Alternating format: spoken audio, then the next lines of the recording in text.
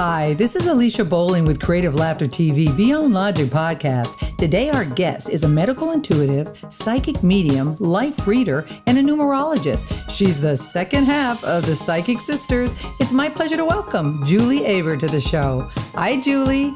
Hi, how are you? I'm good, thank you.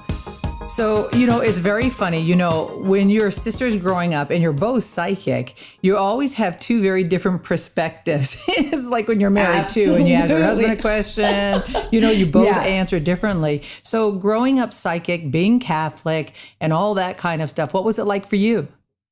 Well, I think about it now, I guess in retrospect, you have so much clearer vision when you're looking at it from 57 as opposed to how you were looking at it when you were 7 or 8. Right. I guess the intuition and the intuitiveness was a bit of a conflict with the whole Catholic religion. I don't know that I ever felt like it was a bad thing personally, but it was definitely in conflict to how I was raised. Absolutely. So what was that like for you and your sister? Did you both know right away that you were psychic and you would play with each other with it? We all knew because there are 4 of us. I have an older sister as well, and I have a younger brother. And all of us have this intuitive energy. Nancy and I are the ones that have kind of cultivated it. So we would do all kinds of crazy stuff, playing with cards and playing with seances and stuff like that. We were always curious, always curious. Okay, so that brings a good point. So seances. Well, I talk about this sometime on the podcast because it's crazy to me, these Ouija boards. And I remember as a young kid going in the bathroom and turning off the light and we'd say, I believe in Mary Ward. and I didn't want to be in there. I'm like, why am I doing this? Exactly. I'm not a fan of the Ouija, nor am I a fan of seances for the simple fact that when you're working with a Ouija board, there is no consciousness to that board. So it can connect to any type of energy. The theory is you can only connect to like mind. So if you're a good soul, you can only connect to good energy. So if you're working with a Ouija, there's not too much consciousness there. You never know what you could bring in. So I often tell people, just stay away from that. Seances, however, may have a different, relevance. I think it depends on who's leading.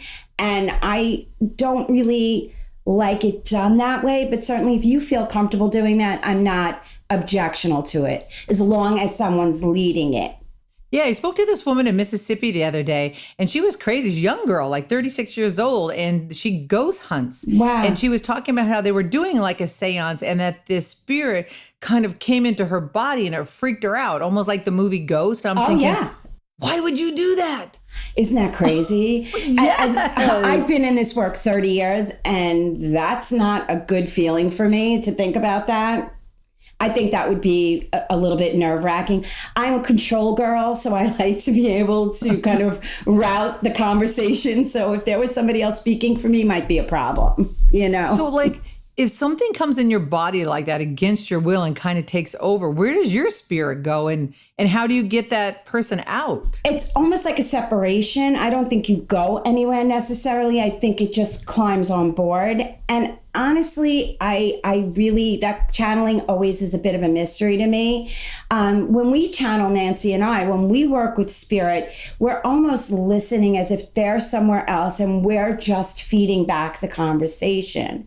It's never someone taking possession of our minds, thoughts, or ideas. You know what I mean? Mm-hmm. So it's just really kind of playing back the conversation for the client. So we work as a liaison, not as speaking for the person. Right. Well, I know that how you got started, you said you went to a psychic fair. Yeah. And so tell everybody that story, because I have a story too. That's actually how I got into it. So, well, I'm not a psychic, but that's how I got into the whole psychic thing. I love this story. I was young. I think my son at that point must have been under a year. He's now going to be 30 next month. So it gives you a little perspective on how long I'm doing this. But I was at a psychic fair, and this woman approached me and said, you have the gift. You're going to reach hundreds of people. You can't keep running from it because it's going to chase you down. And I thought, she's crazy. And I picked up a tarot deck kind of on a lark. And when I looked down at the cards, I was able to read them. So thusly, that is the beginning of my story, and have not ever looked back. Love every day what I do. Wow. How old were you when that happened? I must have been, my son was just, I would say maybe 27, I would think. Yeah, I was about 27 at the time. So yeah, now, it's funny. I came here from California, and I was working in a restaurant, and I had never gone to a psychic, and they were having a psychic fair. And somebody told me about this woman, Sue Rees. She said she's amazing. And I'm not a picture person. I never have pictures on me or anything like that. But I just happened to have a picture of this boyfriend that I had started dating. So I said, okay, I'll go to him. So I showed her the picture, and she kind of looked at it and tossed it to the other side of the table and went, pff. She goes, you have a lot of karma with this guy. She goes, but you are not staying with him. I was like, what? Oh, that's not the best thing to hear at that point, I'm sure. It's the way she did it. She's from Brooklyn, and Brooklyn has a very specific way they talk. And I'm from California. Right. It was very different. So I actually kind of thought it was funny. I was like, what's going on? Like that was what's going on in my head. But then she started telling me all this other stuff, and it was very intense, like a whole family scenario. And she was amazing. And did anything happen with the boyfriend, or was he gone shortly after? Unfortunately, I ended up staying with him 13 years, way past the time I was supposed to. Exactly. So, yeah, because that's the other thing, people, I don't think people know this. This is true, right? So if you're with someone and you stay with them too long, then the person you're meant to be with, moves on. They could get married, have kids, whatever. I have an interesting feeling about that. And I think it's partially because I always believe destiny stays destiny. So if you're destined to be with someone, I believe at some point, you never know how it's going to turn out. The roads could twist to bring you back to that person. I just feel like once your destiny is mapped with someone, that sooner or later you'll find your way to one another. But certainly, yes, I'm sure lives go on, people move on.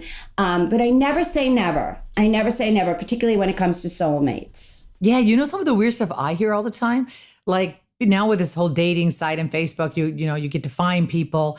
People find people they went to school with, their old boyfriends and stuff, and then they contact them. And next thing you know, they're getting married. I'm like, what? I hear it. It's like crazy. Honestly, it is probably one of the most common things that happen with my client base is catching up with somebody at a reunion, catching up on Facebook, and the 15-year-old boyfriend is now the new husband. So it's pretty incredible. Certainly when we were younger, we didn't have those options. You know what I mean? Because Facebook didn't exist and we didn't have social media. So perhaps it's a blessing, maybe a little bit of a curse. But I think, honestly, if it brings people together, all good. Yeah, it's wild. So what was it like for you dating? That had to be crazy, like, going on a date, sitting across from someone, knowing things about them. Very tricky. My first husband was wonderful and great guy and a dear friend, but our relationship was more a friendship than a love relationship. And so when we separated, of course, now I have to go out into the dating world as psychic medium. And and of course, what do you do on the first date? What do you do for a living? It's like that big pregnant pause, and I'm sitting there and I'm going, I'm going to have to tell this person what I do for a living. And he's going to head for the door, So I always found that it was one of two things, okay? I would either get, oh, that's interesting, and then move on, or I'd get this silence and then, oh, that's cool. So I knew if I heard that's cool, I might get a second date. If there was that big silence, move on, pretty much wasn't going to see him again, But most people embrace it really pretty openly. So I've been fortunate. Has any of them ever said on the date, oh, can you tell me something about myself? Oh, absolutely. Or how about this? How about the lotto numbers? Oh, and I'm like, you know what? If I could do the lotto numbers, I wouldn't be sitting here with you. Clearly, exactly. Yeah. But, I think most people really do embrace it a little bit more openly now because it's all over media and television. So I think people are definitely a little bit more accepting. Right. Well, I know you're married, and I know your husband doesn't quite understand the gift, but he respects it. I think that's very funny. Absolutely. I think initially he might have been a little bit afraid of it, just a bit. And then as time has gone by, he has absolutely become my biggest fan. But we definitely keep it separate. My work life is my work life. My life with him is something else. So I have him to go to if I have something that I need to kind of unburden or if I need a place to go. But for the most part, it's really very separate. And I'm okay with that. Yeah, I'm okay with that. Yeah, sometimes that's good to keep it separate. Yeah. Keeps things fresh. Well, I know you have 2 kids too, and I think this is so funny. One's a real believer and one just like, not having it. Not so much. Well, his vision on this, my son is going to be 30 next month. He's incredibly intelligent, over 140 IQ, so bright, and just a wonderful person, but very much black and white. The gray areas for him become very uncomfortable. So I kind of keep it away from him. He'll find a reason or try to explain how I know things or find some logic behind it. And I don't think it's always easy for him. That's such a dude thing. Right, isn't it though? Oh my God, really is. It really is. My daughter, however, is wide open, so intuitive, very sweet and gentle. So if I need to, open up with her, she's very good about it and loves to get read. So it's quite a dichotomy in my household. It really is. What about their friends? I've read every single one of their friends. I would think so. Oh, yes. Because you're right, especially with all the TV stuff and this stuff really getting out there now. I can only imagine all the kids coming up to you. Fabulous. So what's the biggest thing that all of them ask you? Well, when they're young, and typically, my kids are about 19 months apart. So my daughter's 31, my son, as I said, 30. So for the most part, what do they care about? Love. I knew it. Love, love, love. Yeah. The girls. The boys, more interested in future career, finance, than love. It plays in, but it's interesting how their priorities are so different. Women go to love first, men go to money first. Right. It's always been that way. I guess it's always been that way since pretty much the dawn of time. But I think, you understand how to shift your gears when you're working with a woman as opposed to when you're working with a man. Speaking of love, okay, so this podcast is hitting right now when Meghan and Harry are getting married. So, oh, yes. Mm-hmm, I love it. I think they're so incredibly cute together. I really do. And do you feel they have staying power? Because a lot of the psychics are predicting that. Oh, did you hear the thing about the father? No. Her father's not Diana's walking her psychic, down. who lives in London, who predicted Diana's death and everything. Uh-huh. She said Diana's speaking to her, telling her that this one's going to break his heart, that her eye's going to wander after 17 months. Oh, my goodness. Probably have a couple kids, but after like 7 years, it will end.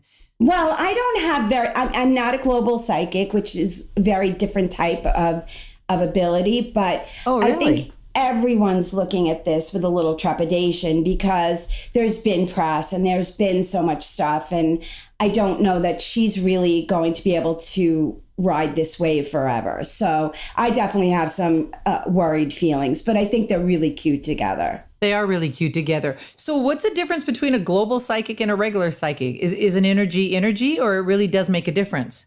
I think it really does make a difference. I think vibrationally, they're coming from a different place. They're picking up these vibrational notes that come pretty much universally. Some people are really kind of have their antenna set that high. Whereas when I'm working deliberately with someone's energy. I'm not working with the global forces. So a lot of times they get their information through meditation. So they take time to meditate and they kind of feel what's coming at them from above. And then they channel that information and that's how they deliver it, where they're not dealing directly with a person. So it is different. And that's a very specific gift. Oh, that's interesting. So, yeah. So not everyone can do that is what I mean. So like with your sister, I know you both do this professionally. You're both on the circuit and doing your thing. But is there any differences between the two of you? Is there competition? Because, sometimes there's a little competition with sisters. It's so interesting. From the dawn of time, since I can remember being 3 years old in the playpen and she was an infant. I don't remember us ever feeling competitive about anything. And interestingly, she and I actually work very much the same. So we've shared clients. I've sent her some. She sent me hers. We've interacted in so many different levels. Whenever one of her clients comes to see me or vice versa, they say you guys are almost identical in delivery. So we are very similar in how we work. So no, I don't feel competition. I say there's enough room for as many people that want to do this as want to come into it. It's good for business. The more really good, good integrity that we get from psychics, it gives us all a good name. We all work more. You know what I mean? Absolutely. I agree. But there's been a lot of controversy. I know there was a huge case here in New York and a really big case in Tarzana about someone claiming to be psychic and really like scamming them for tons of money, which is, really sucky poo for everybody because that's the whole reason I did this show. There are so many amazing, amazing people out there. Yes. And so the few that do the scamming thing, it's, kind of sicky for everybody else. Exactly. And this is exactly the opposite. This is bad for business. Yeah. When you have people out there, and I've had a couple of clients who've come and been scammed for thousands, and I give the blanket statement, and I hope anyone who hears this will hear this one particular piece. If someone asks you to come back after you've had a reading, walk away and don't look back. If they tell you need to be cleansed and they can do it and you have to bring them candles and money, walk away and don't look back. You should have a psychic reading and not need another one. And no one should be telling you need a cleansing. I could tell you how to cleanse yourself. Free. That's good advice. So that's always the blanket statement. If they're asking you to come back a couple of days or bring this or bring me a photo it's oftentimes they're going to start trying to get whatever they can from you. So be careful. Two of the women that got screwed, they were actually afraid to go to court because they thought this woman was going to put a hex on them. Yeah, sure. because they were threatening. Mm-hmm. Yeah, exactly. That's such a shame. It's so, we're so susceptible to the idea that somebody perhaps could put some kind of black magic or curse or hex on us that we will do just about anything. And especially if you don't really understand the whole world. So I often say to people, if you have any questions, just walk away. There's that kind of nagging doubt you get, walk away. You right. know what I mean? It would be your best bet and financially in your best interest. Well, one of the things that you do, you're a life reader. What's a life reader? Well, a lot of people are psychic mediums or, they have very specific talents, numerologists, I'm also a medical intuitive. So when you're a life reader, you're talking to people about what's happened to them in the past, where they are in the current present time, and where they're headed in the future. So you're actually reading their life story. So you could say, oh, you had a boyfriend 2 years ago that ended and now you're in something new. And I feel like this has the possibility of being your husband. So now you've given them the story. Now, if you're talking about their past and you're not accurate, people are going to know, well, that doesn't make sense. So how would you be able to predict my future? But if you're able to see their past, the chances are you might be accurate in predicting their future.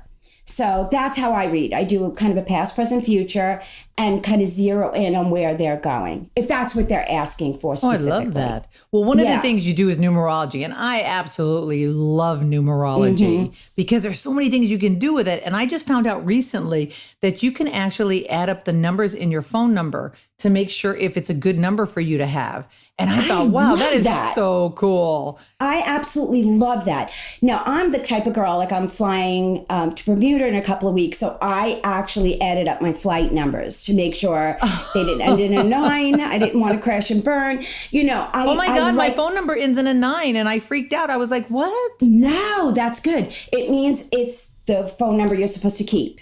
That this is your life. This follows you with you through your years. It's your success number. I've had that phone number since I'm 26 years old. That's crazy, right? Wow, I love that. I love that. I think, especially when you're in this work and you want people to find you. And I have clients from 30 years ago. So I try to keep my phone number. I've had the same phone number for probably about the same amount of time.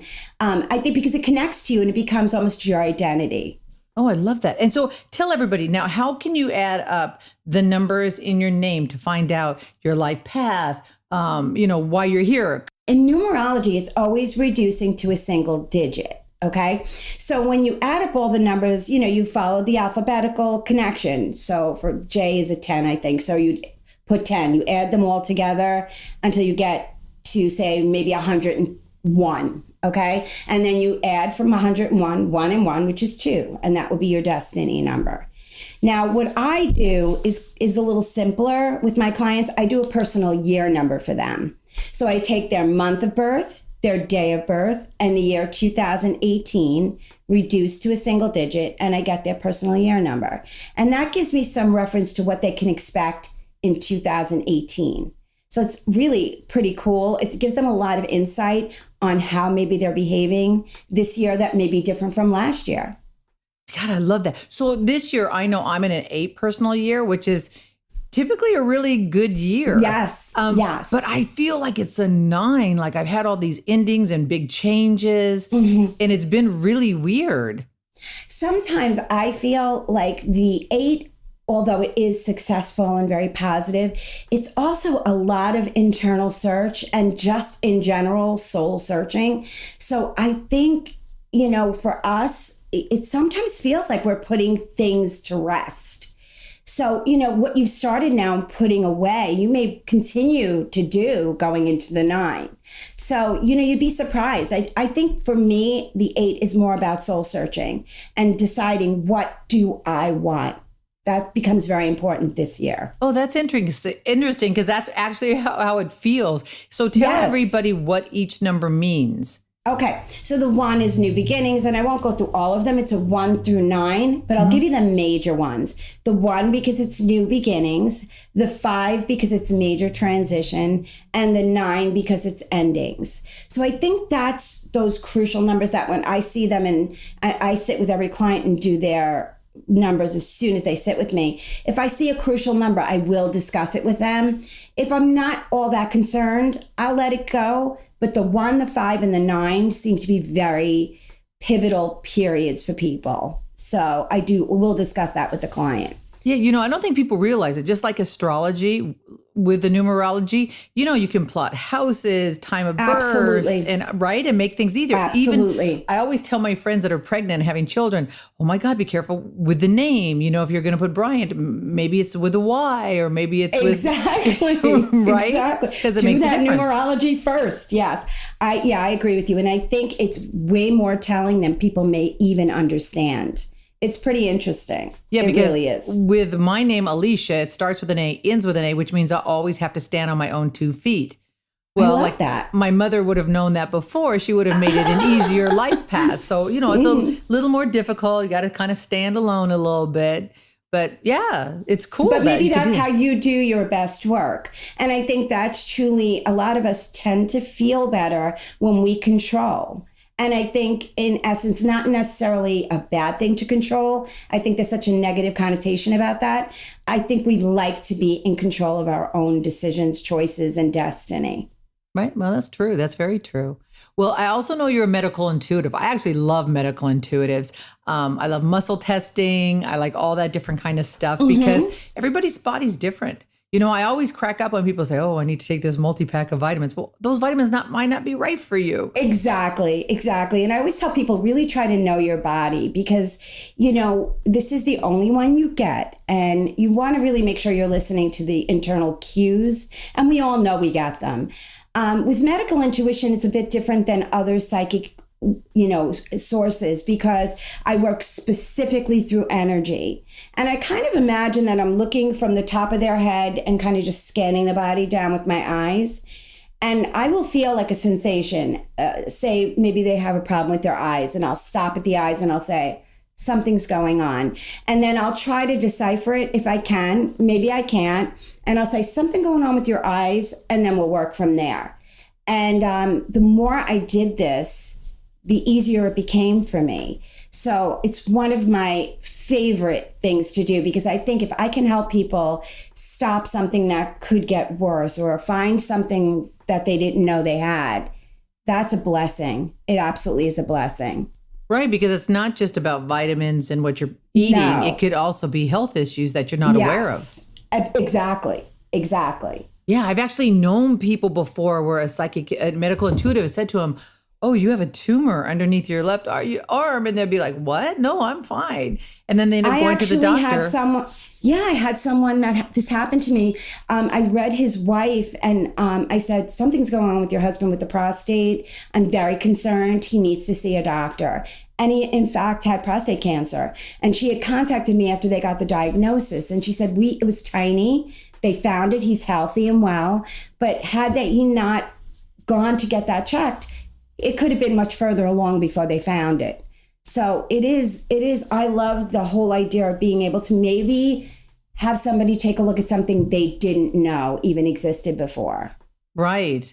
My mother's boyfriend, Lynn, he was put into the hospital. He was older, and they were checking all these things and they couldn't find out. And I just happened to be in LA, and I was with a group of psychics, and one of them said to me, "Oh, I'm sorry about your mother's boyfriend." I said, "What do you mean?" She said, "He passed away, right?" And I was like, "No." I go, "He's in the hospital. Goodness. They can't find out what's wrong with him." She goes, "Oh, he has cancer and it's spreading and they need to," and she said to exactly where to look. I called my mother. My mother's like, "No, Alicia, it's not that." I was just like, "No, Mom, just go tell them to look at that." And then they end up and they found it. And yeah, they had to put him in hospice like ASAP. And no. Yeah, it was super sad because it was the first time I've seen my mother so happy. My father was actually the only person my mother's ever been with. And Lynn was from her era, and they would sing songs together. And, they just were so cute together. It's really hard to watch when you see somebody, especially, an older person who's really kind of finally found their happiness have to lose it like that. Yeah. It was That's sad. so sad. And I also remember my mother leaving, and she called me, and I was still with the psychic. And she says, "No, she needs to go back and tell Lynn he can go now because it's time for him to go." And my mother went back. Yeah, my mother went back and whispered to him, "I love you. Go ahead and go." She walked out of the room. She got on the bus to come home. By the time she got into the house, the hospital called her and he passed away. That, I have to tell you, it was is heart-wrenching. A consistent thread in so many people that I speak to, where they have given permission for their loved ones to let go, and it finally gave them the peace to know they didn't have to hold on. I think that's the greatest gift you can give someone you love who's at the end, is to allow them to go. I really do. I think people that's the don't greatest realize gift. that, but that's with animals too. Absolutely. Yeah, 100%. they hang on too because they love you, and you have to let them go. 100%. I agree with you. That was beautiful that she was able to really let him go. That really was. It really was. It was so sad because I tell you, I never even saw my mother hold hands with my dad. Like, I remember the first time I saw him walk down the street holding hands, I was looking down the street going, "What? Huh?" Like, it was so cute. I was like, "What?" So yeah, it was really sad, especially so late in life to find someone. Yeah, but they find this new norm. I'm always amazed by people who lose like somebody like a life partner, and then they just find this amazing new norm, and they get through it. It's just life goes on, and we have to push forward because there's really no alternative. Well, I know for the psychics that it's hard. All this energy, it's tiring. So I always say, where do you guys go to get a break? And then you brought up the Witch's Brew, which I know Bobby's part of too, which I think is so adorable. So tell everybody about the Witch's Brew. Well, these women from pretty much all over Long Island and some from New York, further out, and we kind of get together and just hang. We talk, we communicate, we share ideas, just being around these maybe about 20 of us, I would say, all like-minded women, no competition, no drama, just enjoying each other, sometimes to goof around, sometimes to maybe do a group for charity or just an event.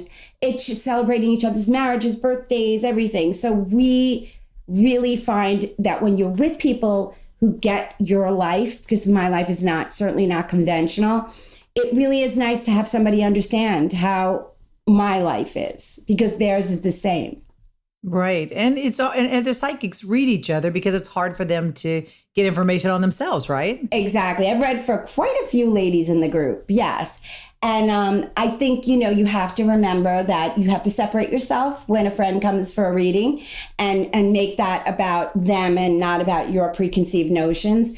But yeah, I think it's good to get some balance. It's like the therapist who goes to a therapist. That's correct. Right?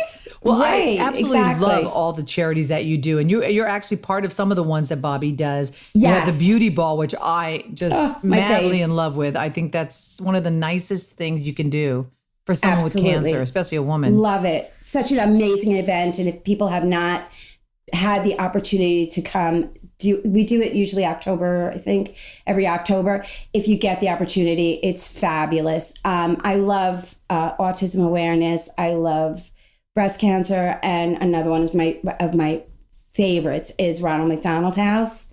Helping families whose children are going through cancer treatments. I just think they have the biggest hearts in the world.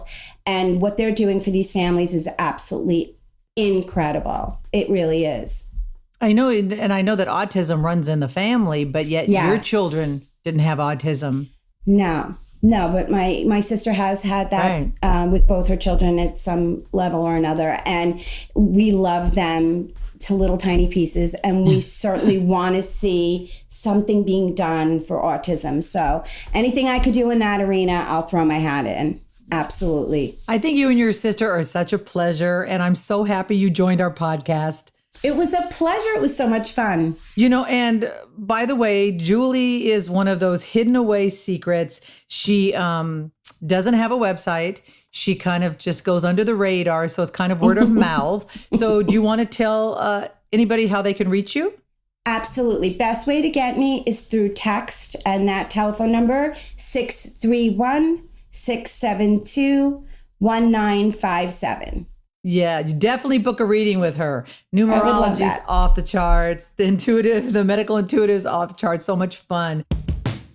Well, thank you so much, Julie. And everybody, don't forget to go on our website and check out our Psychic of the Month. And remember, you create your life, you create your future. This is Alicia Bowling with Beyond Logic.